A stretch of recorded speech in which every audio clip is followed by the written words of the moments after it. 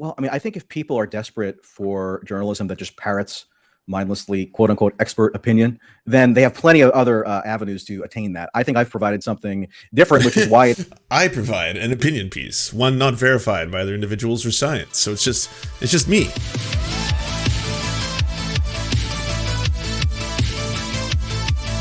And now the much sillier one, the one everyone's been waiting to see. Mostly me. I've just been very excited for this. So this was Michael Tracey versus Matt Binder. And what's weird about this one is that Michael Tracey immediately took it down off his channel. I don't think I've ever seen a good faith debate in my life. I don't think it's possible. So when people say good faith on the internet, like there's a lot of words that people use on the internet, especially in the debate bro circles, that aren't the real version of those terms. They're basically the internet version of those terms. And good faith is one of those. When people say good faith, they usually mean, are you being shitty to me? Like you were very bad faith. You were pretty bad faith, you know? I just think you were bad faith. You should have been good faith. I wish you would have been good faith. When you say good faith, what you ultimately want to mean by that, and by that expression, is are you willing to enter a conversation with another individual in which you can have your mind changed by new information being presented to you that you did either not know before, or it changes your like worldview or your view on this topic. That's what being good faith would be, right? Like, yeah, I am. I'm willing to go into this conversation. I'm not looking just for dunks. I'm not looking just for victories. I'm not just looking to have this epic debate moment. I just want to come into this conversation and potentially learn something and or potentially teach something. That's it, right? There are two dictionaries, Webster's and Urban.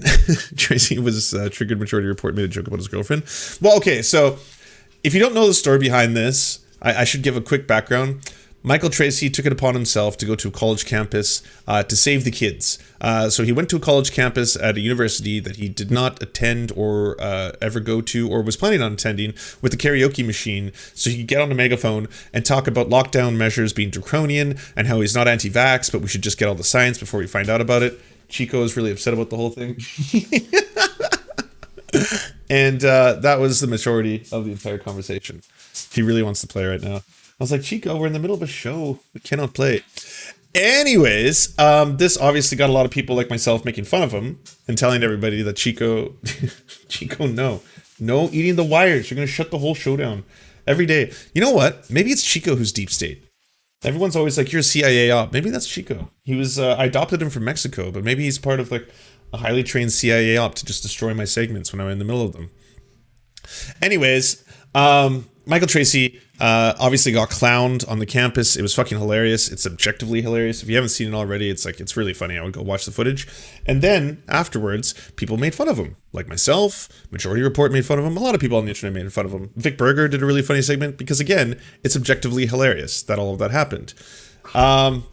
He was a little upset about all that. meaning the wait of like, I don't know, a few hours or something. And the epic confrontation, which is not going to be a real confrontation, let's be honest. That's just a little bit of hype. Is Gotta upon put my us. foot to block him so he doesn't get to the cords. If you are watching on Rockfin, which I also encourage, lovely service. I just need to sometimes wait a few moments to press the go live button, and there we go. I thought that too. I was like, is his shirt unbuttoned? But now I'm like, no, he's just wearing kind of a similar flesh-colored shirt underneath. Oh, it is hard to tell. We're off. Okay, so now where to begin? Well, let's begin with... Oh, sorry, I should add a little bit more background. So Michael Tracey, after getting clowned on this college campus, obviously was made fun of by a lot of people on the internet, including Sam Cedar and Emma made fun of him. And as a result of that teasing, they said it was just kind of creepy that you would walk onto a college campus that you do not attend or work at in order to preach to a bunch of kids that you said had been calling and texting you personally. And yeah, that does come across as a little creepy. Obviously, Glenn Greenwald came to Michael Tracey's defense and was like, hey, it's not as creepy as you think. You were commenting, this is a creepy post you made like 5 years ago, and it wasn't even a creepy post. It was just talking about how there's a problem on college campuses with safety and stuff like that. Long story short, Matt Binder also got involved and also started making fun of Michael Tracey. Michael Tracey wanted to defend his position, and that's where this whole thing popped off. And actually, can we just begin with you? So what is your role on the Majority Report, just so people are aware? Like, how do you describe yourself at this point? I know you're like a weekly, you you contribute on Thursdays, or like what's that? Right. I worked there as a producer and contributor from 2011 to 2015, and then in 2020, I did some guest roles over the years. But then in 2020, I came back as a weekly host on the Thursday shows. Okay, very good. And I think we actually might have met in person briefly at one point. So I have nothing personal against you. I actually don't have anything personal against most of the people that I get into contentious exchanges with on the internet. I agree. It or not. We did, by the way, back in 2011 down at Occupy Wall Street. Yes, that is true. There you go. Fun fact, everybody. It's crazy that was 10 years ago. All right. Time flies. But time flies. Yeah, let's just talk about cliches involving the passage of time for this whole stream. How about that? Right. So anyway, the Majority Report, Sam Cedar, your whole crew, they occasionally like to devote segments to me, which is fine. I guess I'm a public figure, quasi-public figure. I don't mind that at all. In fact, I encourage it, but I generally prefer when whatever criticisms must be leveled, or whenever my critics are moved to raise their objections, my general preference is that it be based on the substance and based on the stuff that I've seen from Majority Report, which gets sent to me. I mean, forgive me, but I'm not a Majority Report subscriber. No offense. I don't really watch many YouTube shows at all frequently. That's fine. But people will send me clips or highlights or whatever. And recently, it seems to be a whole lot of stuff involving, I would say, pretty superficial aspects of what I'm doing or reporting or writing or saying. Like you guys have spent a lot of time gossiping about my private life, which I find bizarre. Maybe not you personally, but if you watch that segment from yesterday, it ends with two of the panelists speculating about my girlfriend and stuff, which I guess is funny, but I would maybe have found that funny in 7th grade. So that's a little odd, and I don't fully understand that particular fixation. But more power to you if you all want to fantasize about my private life. I mean, very odd, very very strange behavior, but I guess you're entitled to do it. I mean, that whole thing is basically a riff on that weird, really out of the blue, quite random Glenn Greenwald tweet where he just happened to say you had a delightful girlfriend, quite without anyone really inquiring or anything like that. So I think people just thought that was funny. I can guarantee you that your private life would not come up minus that reference. Okay, well, I suppose I'll take your word for it. But now with 2 weeks of segments that are devoted to me. Oh wait, Matt Binder's here? Where's Matt Binder? I am here. Nice. All right, I'll VIP you. Welcome, Matt. We're just about to watch the spectacle, this long arriving spectacle. I'm going to say, just for starters, I adore how awkward this is to have someone come on here and be like, I just thought it was kind of weird that you're obsessed with me sexually. I mean, it's just kind of strange. So I don't know. I mean, it's not something that I would ever bring up. But anyways, I want to bring you on my platform to bring it up right now to your face. So that's weird, right? Here we go. Okay. Me in one way or another, and there's always this riffing happening about my private romantic relationships. It does get a little odd, but we can set that aside. The show, you've been doing something quite interesting that is worthy of talking about, right? I mean, you've been doing this college thing now, and that's certainly long been a fixture of right-wing media. If whether you consider yourself that or not is another story, but that's been like a thing that the right is usually used in their culture wars, and with COVID and the pandemic, and that being your specific angle, and you are someone with 200,000 Twitter followers, a growing Substack, you're on that, you're a partner on Rumble. You're not a partner on Rumble? No. Okay, well, you are someone who is growing in various platforms. He did mention Roikfin at the very start. I don't know if, Matt, you caught on to that. Roikfin is the new one, the JD Vance one that I think paid Glenn Greenwald, what was it, $160,000 range around there to be on. So platforms and becoming, like but you said, a more public figure. Well, so I think it's worthy of talking about some of the things you've been talking about. I agree. I would love to talk about the substance, but it seems to get overwhelmed at times by a very petty and seemingly juvenile fixation on gossip, which, more power to you if you enjoy gossip. I enjoy a juicy bit of gossip now and then, just like anybody else. But to be, gossiping on YouTube constantly about, my girlfriend, that's just an object of fascination. Again, it's weird. And, it would never occur to me to gossip on YouTube about Emma Vigilant's private life, whether or not Glenn Greenwald did a cute tweet about it 2 weeks ago. But anyway, we can move on from that. Even though when I watched, when I saw that segment yesterday, what I was mostly struck by was how it was totally unresponsive to anything that I've actually said on this subject. And it was all full of conjecture about, what are my secret motives in terms of trying to... Again, I'd rather talk about the substance. But now the third time in a row, I'm going to bring up the fact that you were talking about me personally. So let's get back to that. Carry out some nefarious right-wing grift, or you were speculating that, it's just me kind of subconsciously trying to relive the glory days of when I was in school because I actually wrote down your quote, not that I have a habit of transcribing the majority report, but you said, referring to me, you said they're greatly unhappy with what their lives as is, and they long for the good old days.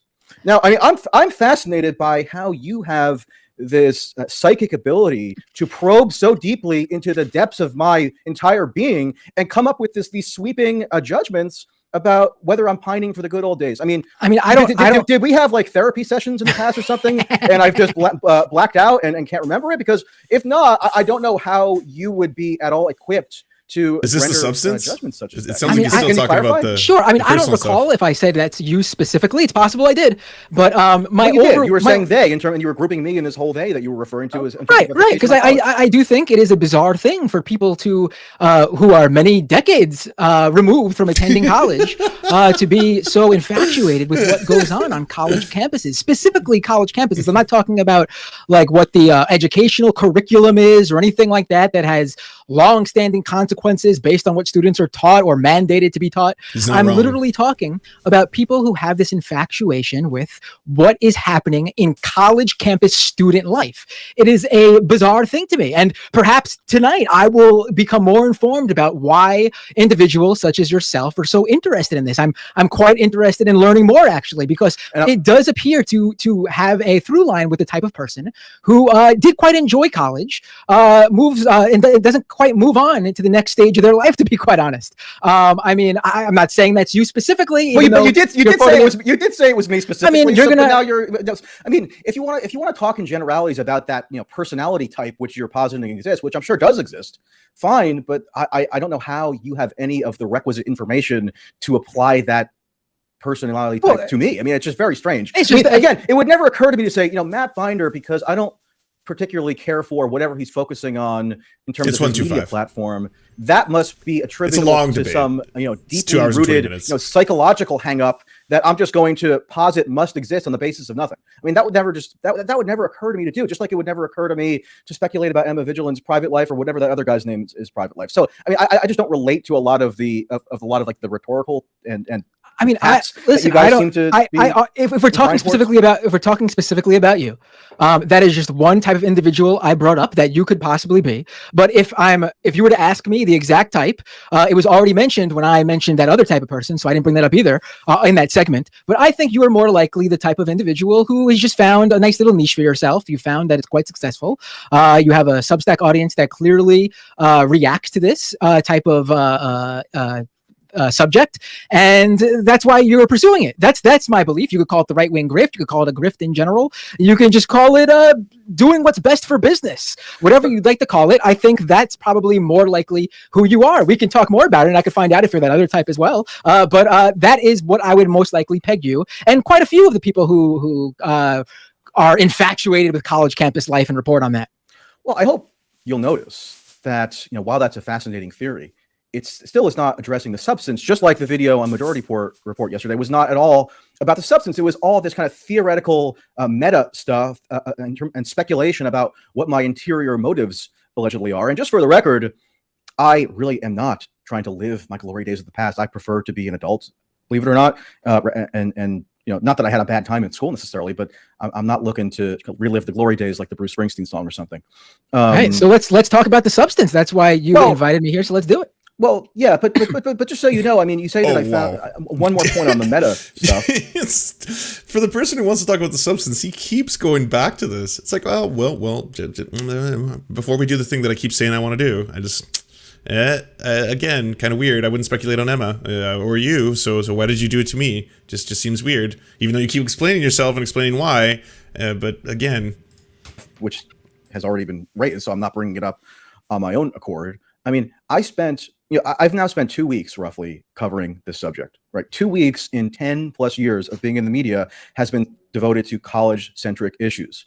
And now supposedly it's this whole, contrived grift that I can't possibly be genuinely interested in, according to you and your, fellow panelists. I can't have a good faith reason for taking an interest in this and reporting on it and corresponding with, now huge amounts of people around the country and world on a topic of pertinence. It all has to be a cynical grift.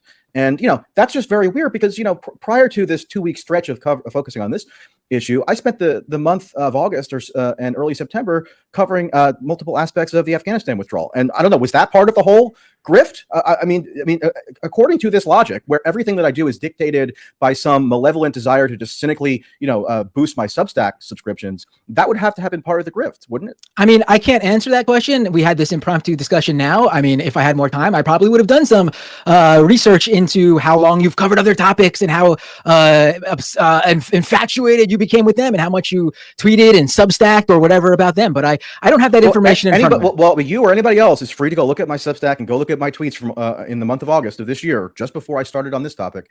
And you'll see that it was overwhelmingly dedicated to the Afghanistan withdrawal, which I guess, according to this whole kind of framework that you're advancing, is part of my secret malevolent grift. I mean, listen, Michael, there's plenty of times. I mean, I follow you on Twitter, and there's plenty of times I've seen a take from you on issues like Afghanistan that I find myself agreeing on. And then I come across, because I'm an open-minded individual, and then I come across this recent marathon you've been on with the college campus COVID policies. And it's just it's odd to me to see so much about it. Now, you can say you've been on it for 2 weeks, but it's been 2 weeks of or however long it's been of really just nonstop looking into completely inconsequential policies at quite really inconsequential colleges, like colleges that have student bodies of like less than 2,000 or 1,500 students. Hold on a second. I mean, it's true that I did start out with a fairly marginal and inconsequential college. That would be Connecticut College.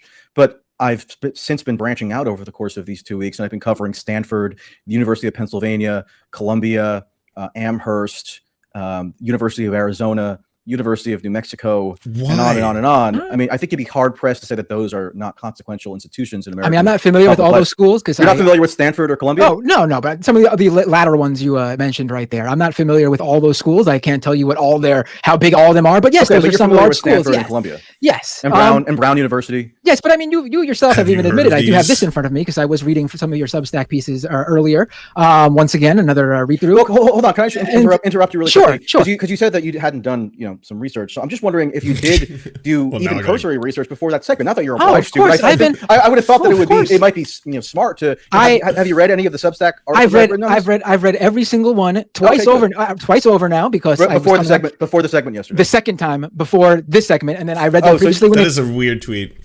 FBI officially estimates that homicides increased by 29.4% in 2020, the largest one-year spike since records have been kept. But remember, anyone who noticed and or covered this historic event is a white nationalist.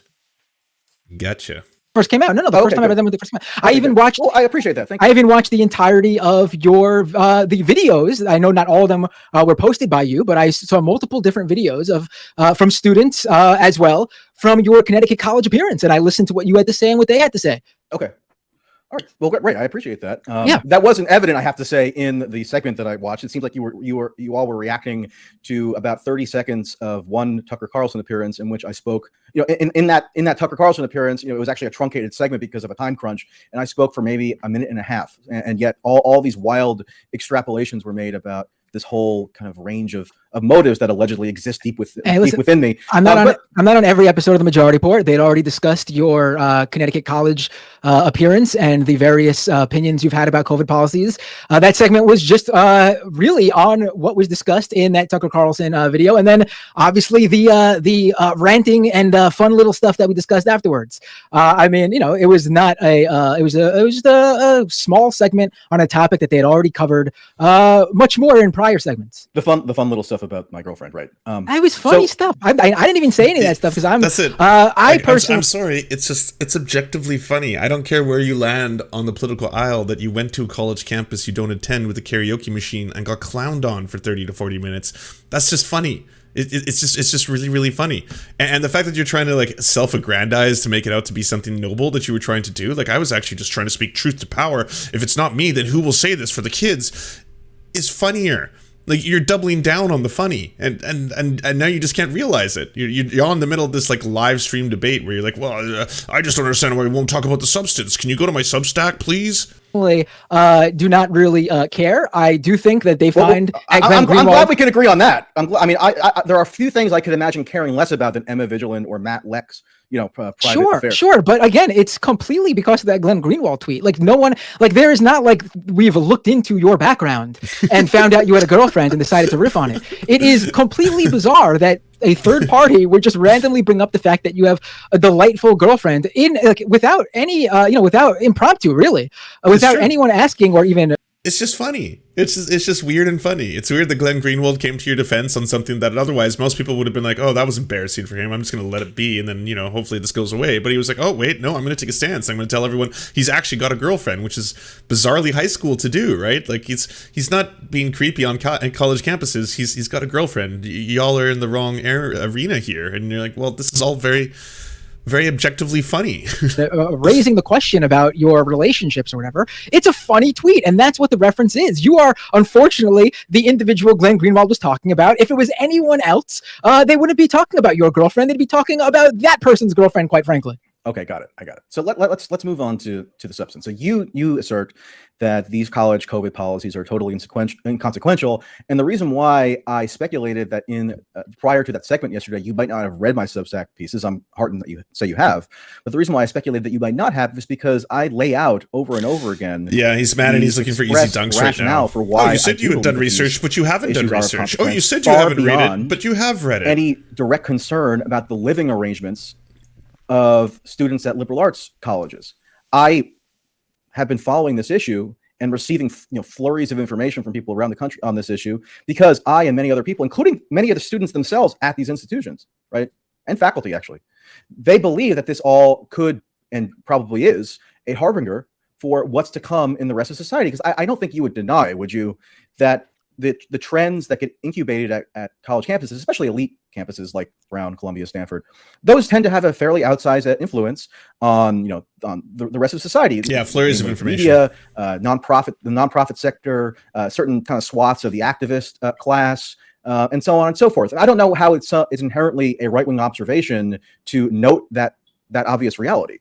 I mean, I would agree on certain issues, like I said earlier, in terms of like education curriculum. I think in terms of dorm life and on-campus policies, like how to use the school's gymnasium, I think that is completely unrelated to anything that comes off that college campus. When you leave college, these policies they don't affect you anymore, quite frankly. True. Right, well, I mean, you're referring to a tweet that I did, and I later put it in an article regarding Stanford, where I was given an email notice where the Stanford administrators reminded all aspiring recreational basketball players that they must wear a mask while playing basketball. Why is that important? It's not important because or you're concerned. There we go. Hold on. It's not important solely because a few dozen guys at Stanford are probably not going to want to play pickup basketball because they have to wear masks according to university dictates.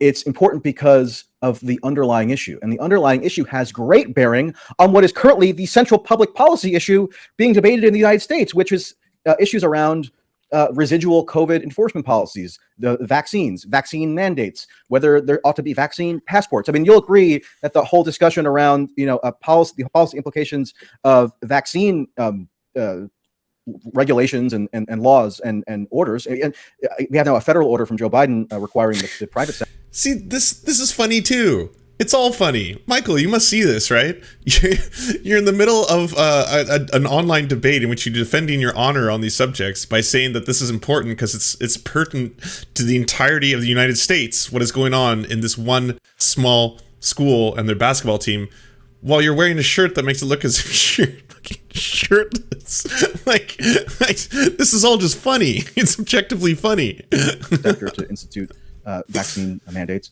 You'll agree that's probably the preeminent public policy issue going on right now. If these things are already being done, what is the implication of colleges also doing these things? Well, hold on. I mean, do you agree that that's probably the preeminent public policy debate unfolding right now in the U.S.? Or one of them? Probably one of them. Sure. Okay. I think it's. But this is a weird way of defining it. Be like, okay, so there is one of these preeminent public policy debates going on in the United States. Sure. And I want to laser focus on this one example specific to this one college campus. And that's why it's important. You understand? Like, I am speaking about one of the most important things related to America by concentrating on this one example of it. It's like, okay, well, that's the funny part. That's what's really weird. It's also funny that you're trying to defend it in this way as well, Michael. A silly debate in the midst of a pandemic. But whether or not you think it's silly, you agree that it's a prominent issue. Sure, but I also think that the fact that it is a prominent issue and there are these mandates being made right now, it sort of makes your whole argument moot, doesn't it? I mean, what is the influence colleges are going to have on these debates that are already set in stone and happening well before college even came back into session this year? Well, it's relevant because, for instance, Stanford University is one of the most influential institutions, not just in the United States, but in the world, educationally. Sure. It has an endowment of, I think it was 29 billion, or maybe 39 billion. I might be messing up the exact figure, but tens of billions of dollars. And so if Stanford University is, even though its student population is universally vaccinated, meaning that the student body has already submitted to the mandatory vaccine requirement, even under that circumstance, if Stanford administrators and the whole public health apparatus around Stanford and Santa Clara County and whatnot, if they are still imposing dictates on the student body that even you, I think, probably would admit are ridiculous. I mean, leave aside whether the basketball regulation is ultimately important. You probably agree that it's kind of silly or maybe not coherent or whatever. Would you? I mean, I personally cannot attest to either way because I'm not an expert in that area of that field. I'm not a medical expert.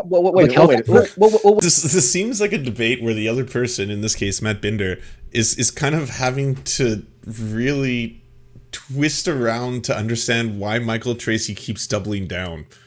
Because at a certain point, I would be like, all right, time to pull the ripcord. This is just objectively embarrassing for me. But no, he's got to keep on stacking it. He's got to keep on being like, well, this is actually one of the most important topics being debated in America today. Would you agree with that, sir? So obviously, if we were to take this and this microscopic version of this example, which is happening in this school, somewhere where they were already vaccinated, surely this is something worth speaking about. And I was like, well, that's the part that's just weird, my dude. I don't know how else to tell you this, but like, who's telling you that you're supposed to be like this? Wait a second. I mean, like, it's like, who is forcing you to do any of this, Michael? That's what I want to know. Who is forcing you to go onto campus with the karaoke machine and pretend you speak for the students, of whom are emailing you and texting you in droves, apparently? I just have this endless supply of evidence in which people are complaining about these issues to me. I have to speak about them. So you're saying you have to have an official public health or epidemiology credential in order to offer an opinion on a public policy question? Now, I mean, this has been the dominant public policy question for a year and a half. Well, if it was guided only by experts, then the entire population pretty much would have been left out. So, of course, we have not just the right, but the obligation, I think, to opine on these issues. I mean, I can opine with them. I could opine on them with you, and just if you want. So opine on that basketball regulation. Sure. I mean, I'm not attending that college. I don't know what the situation is with that gymnasium. Again, in general, do I think if you're outside, is this an outdoor basketball court? These are indoor basketball courts. I mean, I don't see a problem with asking people to put on a mask, to be quite frank. Well, requiring, not asking. Okay. So I don't find a requirement of wearing the mask either. I mean, I'm in New York City, where you're required to not only wear a mask, but have a vaccination card if you want to go into any sort of public place, whether it be a restaurant or any sort of indoor facility. But that's the thing, right? They've already mandated the vaccine at Stanford University, just like so many of these other colleges and universities, and yet they are still imposing these arbitrary interventionist. That's exactly what he just said. So yes, they've already mandated the vaccine as well as putting on a mask in the region that I'm from. Yeah, I know. That's entirely the point, Michael.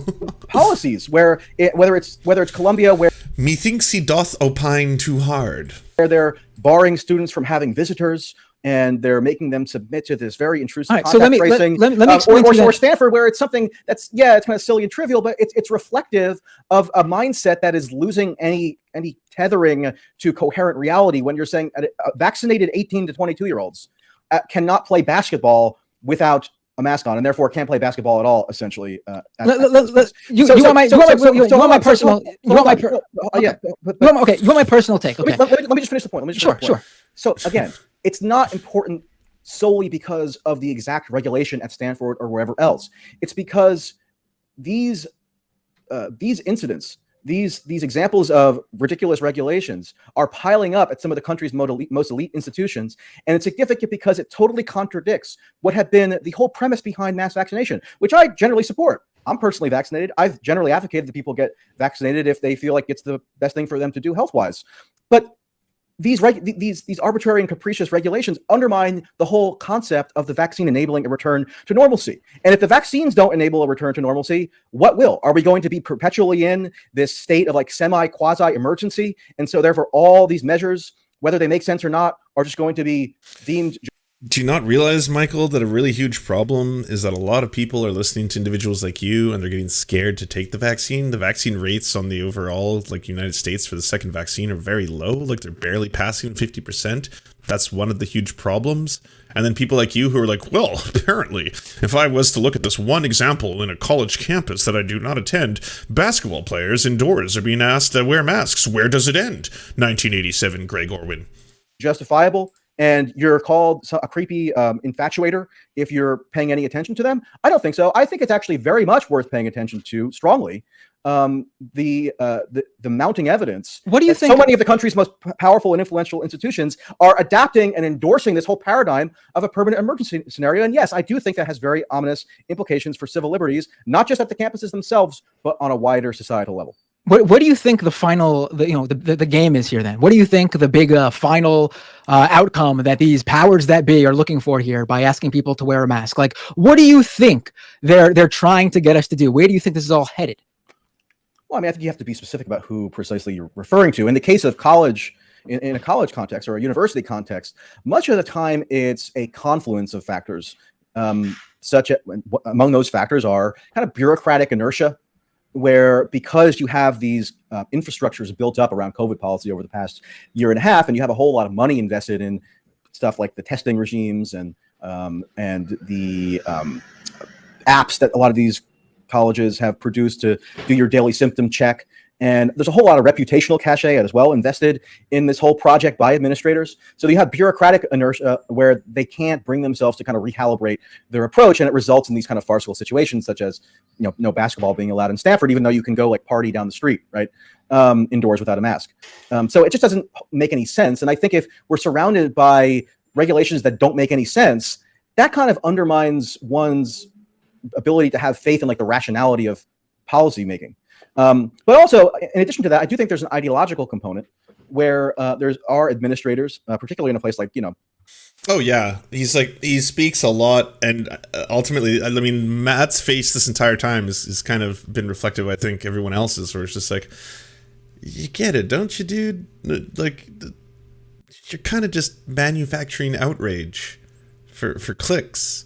It kind of seems like it. You don't attend these schools, and yet you're completely flabbergasted at their policies that, again, affect students, not you. But you're saying that this is indicative of a larger problem, that if it starts here at this kind of like micro level, then on the macro level, we've lost all meaning. Like, surely government control has taken, a step too far towards draconianism or something of that, right?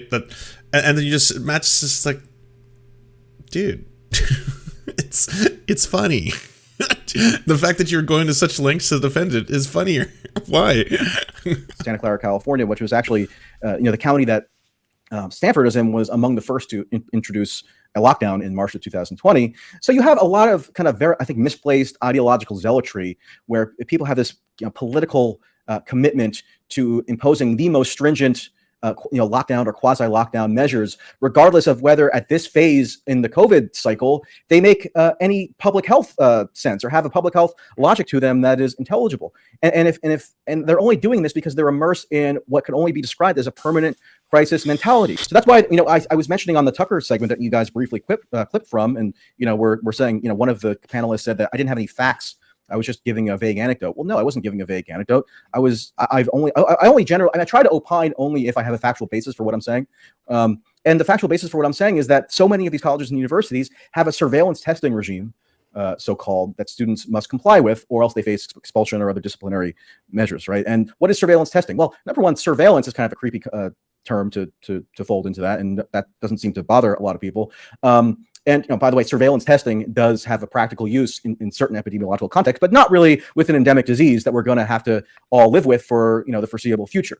And so when you have these surveillance testing regimes at colleges, they determine what is supposedly an outbreak, oftentimes based on just the slightest uptick in positive test results, even if those test results are asymptomatic and even or the most mild symptoms among vaccinated young adults, among a population of students who have already been required to get vaccinated.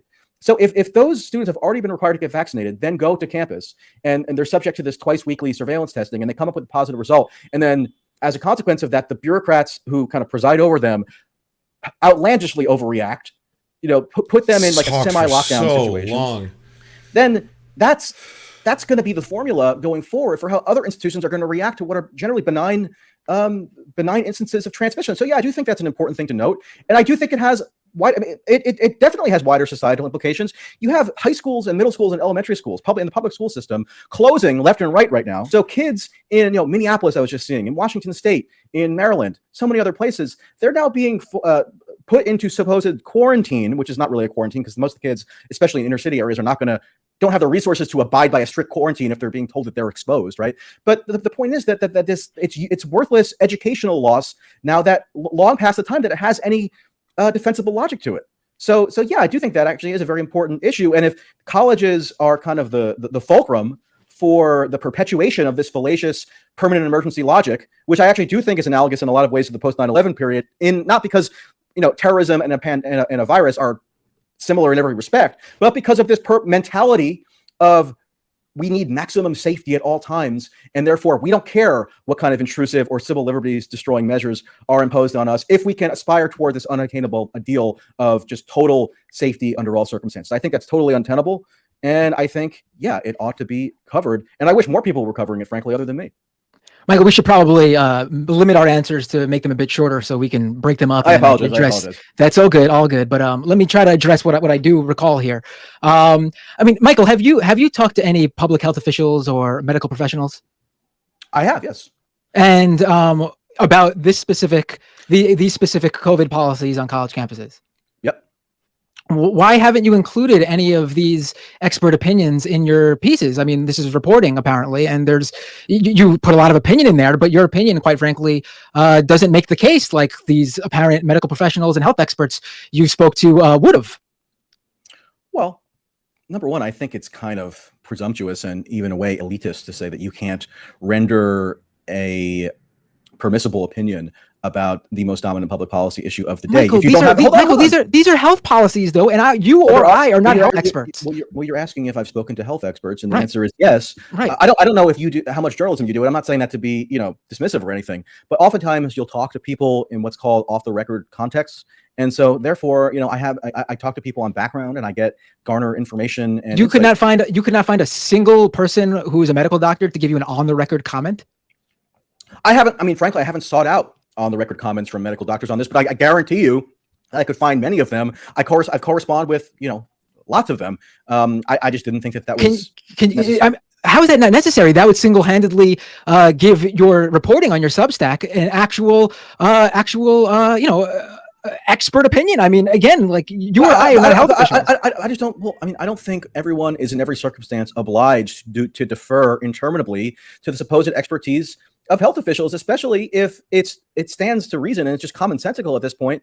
There are health experts around the world who have objected to school closure policies at this point. You have countries like Denmark and Ireland and others who don't follow this policy and in fact reject the epidemiological logic of it. Sure, which if you really want me to, if you're asking me sincerely, maybe I'll talk to them for the next Substack. That just wasn't my focus for these. I don't know that it's some kind of sacred requirement to be constantly quoting supposed experts. Lots of whom have been dead wrong about a whole lot and don't need to be quoted. I think it would clutter the articles in a lot of cases. Are you kidding, Michael? Like, this is journalism 101, man. Like, I didn't even go to journalism 101 is to just passively quote expert opinion and not even do anything investigative. Not talk to people on the ground. Not report on bureaucratic activity that otherwise would get no attention at all. What if you went and spoke to some medical experts and they looked at these policies and they said, actually, these make a lot of sense? It would sort of, again, your whole article thrown out the window. You would have no opinion there because people who are in the know and have went to many years of schooling to understand these viruses and how they tell you that, hey, your opinion, quite frankly, doesn't. Wow. That's unreal. What am I supposed to do? Consult a whole bunch of medical experts and get their opinion on this, and then have, I don't know, conflicting ideas about it? I like, what are you trying to tell me here? What is this? Muster what you're saying, like, it doesn't make any sense.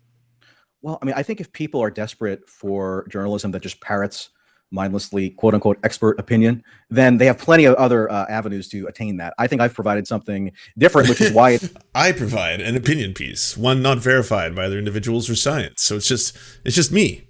It's just Matt. It's gotten such a big reaction, and why people from literally all over the country have sent me information. I'm sure they do. There's a lot of people who think what you did is journalism. I mean, I guess if we're going to somewhere and reporting what people are saying, you could call it journalism. But I mean, you said it got a lot of attention, right? Because because people are criticizing it, because it's literally you going to a school and just sharing, talking to students and sharing your opinion. Well, hold on. No. Hold on. Okay, so you're talking specifically about the Connecticut college trip. Well, that's what people are. Which is just one component of everything I've done on this for the past 2 weeks. But fine. I mean, that was primarily a journalistic trip. It was a journalistic trip in the sense that I was getting flooded with messages from Connecticut college students. And I'm sorry if you've followed my YouTube videos on this already and you've heard me give the spiel several times at this point. But keep saying this is the excuse. I went there because students who objected to the administration's policy, which, remember, at the time was probably the most severe lockdown style scenario anywhere in the United States. It was actually reminiscent of Australia in some ways, believe it or not. The students who objected to that policy, whether on practical grounds, whether on moral grounds, political grounds, whatever, they were not able to speak on their own behalf. I mean, that's why they were contacting me.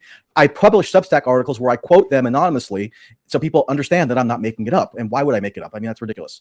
Michael, are you? I went there with a journalistic purpose. I mean, you might not like it, but I don't know why we have to get into this kind of, tedious semantic debate whether it constitutes genuine journalism. I mean, it's like the majority report, this emblem of journalistic integrity or something. I don't get it. I mean, if the journalistic effort was just to go to a college campus and talk to students about what their opinion on these policies are, that's one thing. Sure, you did an act of journalism there. You did some great reporting to find out what some students on this small liberal college in Connecticut with no more than 2,000 students think about COVID policies. Fine, there you go. But in terms of I talked to them. They had already contacted me over the internet. Okay, that's fine. My point is, if that was the report you set out to do, a few students at Connecticut College's opinion on COVID policies on the campus, you did it. Congratulations. But that's not what you set out to do.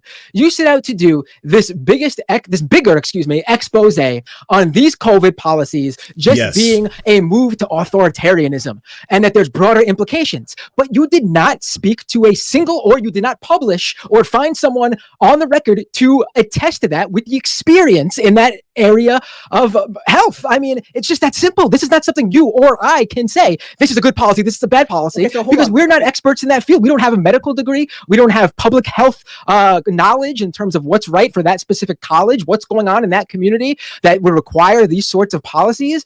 I mean, it's just so bizarre to me. Like, this is the thing. You said your piece got a lot of attention. Your piece got a lot of attention because it really is just your opinion and you talking to a few students who share that opinion. If you had spoken to a few medical professionals who backed up your opinion and said, yeah, these policies are kind of overdone, this is not necessary on Connecticut College's campus, I guarantee you people would not be talking about this, because someone with an opinion that matters and has the background to discuss it would have said that, and just would have been like, all right, who am I to deny this person who's an expert in this field? Well, at which point I think Michael Tracey should just come forward and be like, hey, it's an opinion piece. It's an opinion piece. You're kind of pushing this, center-right opinion piece. You're not going fully anti-vax, but you're just asking questions, and you don't actually talk to any scientists or experts in the field to get, different of opinions. It's just you're a very well-paid opinion piece, and then you're useful as well, because people can point towards you and say, well, there's a Democratic voter who happens to agree with our sentiment as well. So you're telling me that there would have been no criticism if I had included quotes from it's journalism 101 roster of epidemiological experts who wanted to weigh in. I mean, I kind of doubt that.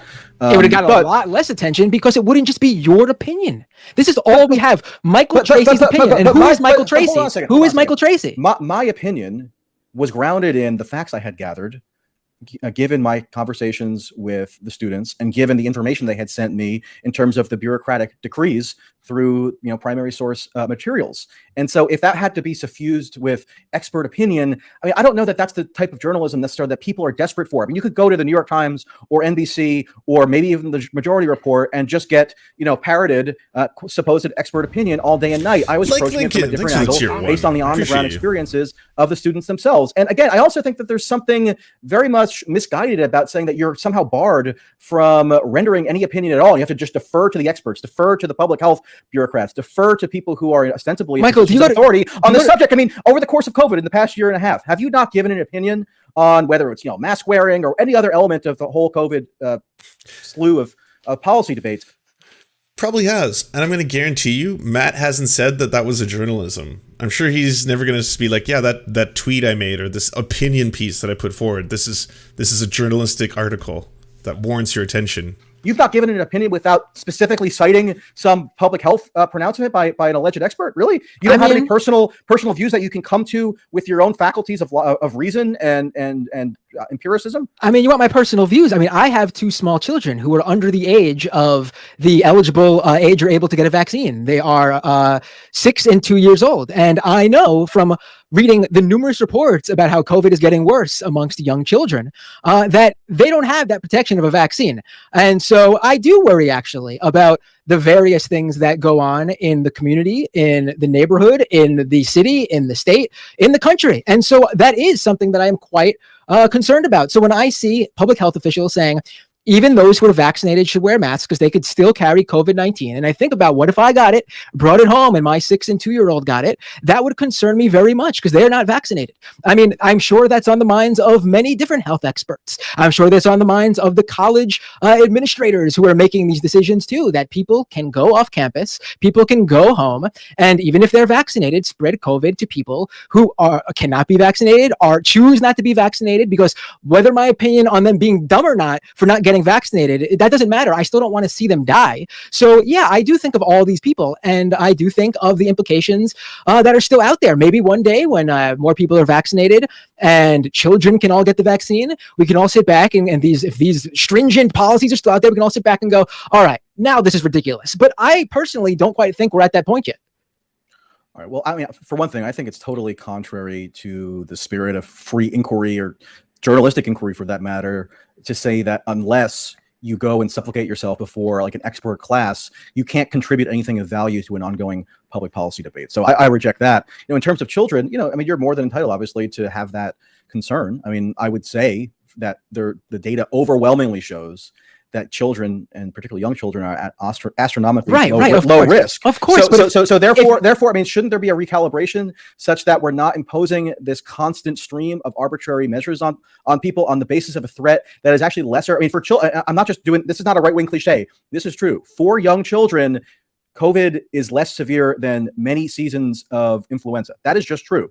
So unless we are able to reevaluate and put it into a different context and be proportionate, then we're going to be constantly fluctuating around into these bizarre harebrained measures that, yeah, I've shown some examples of at college campuses, but it's not just college campuses. We're now entering a paradigm where a lot of people, because they're not able to rationally calibrate risk any longer, whether it's for ideological reasons or they're just personally paranoid or what have you, and they're not comfortable with the most vulnerable population being 90+% vaccinated, meaning elderly, and they still want to fixate on these potentialities of risk, which I have to say have been largely overblown, and use that as a basis to welcome ridiculous surveillance tactics. I mean, 2,000 people per day are dying of COVID in this country right now, Michael. I mean, that's the average right now. That's a lot. That's a lot.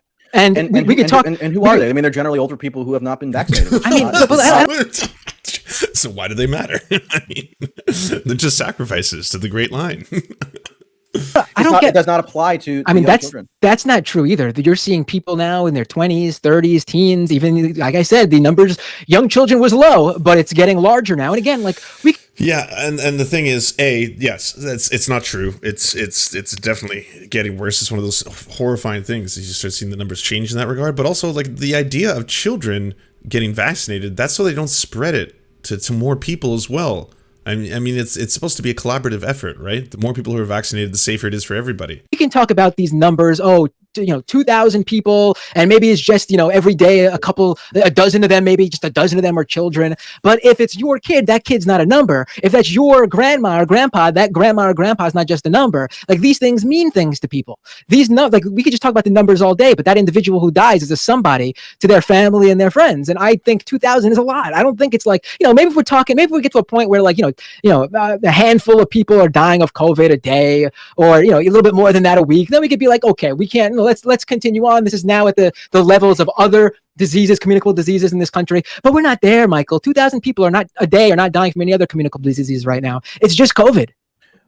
Well, much to the chagrin of many of my more right-wing and libertarian followers, and there could be some people in the chat right now who can attest to this, for about a year, I was more on the COVID hawkish side, in that I personally abided by many regulations, maybe that I didn't fully, I couldn't. I'm gonna have to switch segments pretty soon. I am gonna say this, for anyone who wants to finish it, the entirety of this debate is basically over creepy infatuation, is on Matt Binder's channel. Michael Tracey took it down. I'm not entirely sure for what reasons, but I heard that the Michael Tracey chat was absolutely like ridiculous and was one of the most entertaining parts about this. And unfortunately, we don't get to see what they were saying anymore. Covering this subject is because of what I contend are the wider societal ramifications. And maybe you reject that there are wider societal ramifications, but I contend that there are, and that's the principal reason I'm covering it. But, there also is a dimension where I think it's actually reflective of maybe a lack of empathy or something. If you're just saying, I don't care about this, nobody should care about this, they're not going to care that some of the formative years of their social and academic development were deprived of them on totally nonsensical grounds. I mean, that seems almost a little crass, right? I mean, the school closures... But no one believes that you actually care about that either. Again, it's furthering your narrative. He's still go. Ooh, that's a good face. Tracy smash. On her Rolodex? I can't answer that. What I can tell you is that you asked a question about if I think there are 2-year-olds who hate wearing masks. And I would tell you, yeah, there probably are. And you know why there are 2-year-olds who hate masks? Because they saw their big baby parents complaining about wearing masks. Because a 2-year-old who just saw their parents wearing a mask and just doing what they need to do, no big deal, they wouldn't care. And they would just wear the mask too. I mean, the example I have is that I have a 2-year-old who saw her parents wear masks and she was fine wearing it. 2-year-old. Also, here in Vancouver, children under 12 aren't mandated to have to wear masks, but you'll still see signs by like the anti-masking crowd being like, masks kill kids. I'm like, masks kill kids. Don't really have opinions on the pandemic. They basically copy whatever their parents do because that's where their experience lies. If mommy or daddy says this is good, or mommy and daddy doing it, then I want to do it. It's that simple. Well, okay. So again, you're of the mind that in New York matter, because you may not know this, and actually this is something I'm working on for next week. There's a ton of money wrapped up in harmful downstream effects. And if you don't with that, okay, fine, we could have a legitimate debate, but I would hope you would at least acknowledge that I'm putting forward an intelligible case for why I feel that way. And it's not just a matter of me being creepily infatuated with colleges. I mean, I don't think it's the same at all. And I don't think it's even close. The fact that a private company could have the location and can track basically people via this application has huge implications that, quite simply, telling someone that they can't have people over temporarily for a certain period of time in their dorms, it's not even... It's also ridiculous. What's too bad for Michael Tracey is that these are all the talking points that are being regurgitated by Glenn Greenwald, Jimmy Dore, and Joe Rogan, and they're all about like control and fear-mongering about that, right? Like, we have to watch out, because if we're not careful, this is how we're going to implement this Chinese social credit score system here in America. It's happening right now, everybody. We have two separate sets of quality of life because of all these other factors that are built into it. Lizzie Nepon, thank you very much. I appreciate it. The thing they never mentioned, though, is that massive corporations, tech corporations, Facebook, Google, you name it, they have an overwhelming amount of your data and information, and they've been having that for a long time without your complaints. Like, I don't remember 3 years ago when Michael Tracey and Glenn Greenwald were all up in arms because of the fact that this app on my phone is capable of tracing where I am at any given time if I give it permission. And so once I've given it location services, it's able to chart out my actual pathways. It's also able to do a whole bunch of other things. It can chart out the places where I shopped if I'm using Google Pay as well. It can cross-collaborate those. It gives that information to third parties parties for advertising purposes. Like, how weird is it for every single human being to one day be having a conversation in their house about something like, I really need a new dog bed, and then suddenly all the ads are custom tailored towards you, and you're like, whoa, that's kind of freaky. It is kind of freaky, but it's just so commonplace, and it's just so natural that none of us ever think about it. We're just like, okay, well, yeah, I guess I really did need a dog bed, and it's kind of convenient that it's advertising it to me now, so here we go, click. They think that this is happening exclusively because of, like, A, the pharmaceutical industry, and B, the government cross-collaborating and joining with a third party or something. I can't speak and attest to how the systems and the mechanics are working in a place, New York, because I'm not aware of them. In Canada, it's the same mechanisms that we've been using in collaboration with Health Canada in order to track whether or not someone has had the vaccine. It's cross-collaborating with your medical number in Canada. And again, it's something that has been done in the past if you needed to travel. Because again, if you need to travel to another country, you're most likely going to need a vaccine passport. That's just kind of the entire thing. It frightens me every year when Google Maps sends me a review where I've been in the air. That's the scariest one. Oh man, I hate those. Yeah, don't get me wrong. Like, the fact that it happens and it's normalized doesn't make it any less creepy. When I see it, I'm always like, whoa, shit, that's weird. That's really weird.